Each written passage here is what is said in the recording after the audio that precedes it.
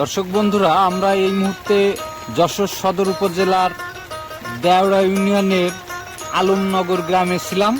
এই আলমনগর গ্রামে একজন কৃষক তার জমিতে ধান রোপণ করছেন।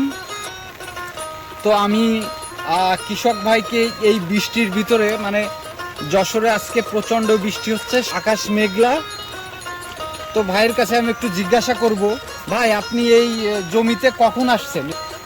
সকাল 6টায় হ্যাঁ, এসে পাতো মেরে এই রোয়া শুরু করেছি। এখন যাবো, বৃষ্টি আসছে, খুব ঠান্ডা লাগছে, তো হ্যাঁ। ভালো লাগছে আর কি।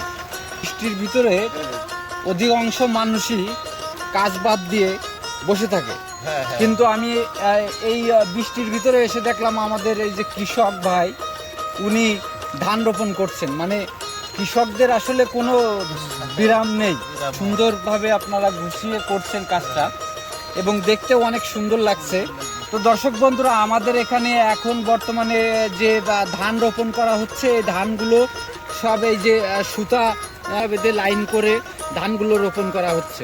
ভাই ভালো থাকবেন, ধন্যবাদ।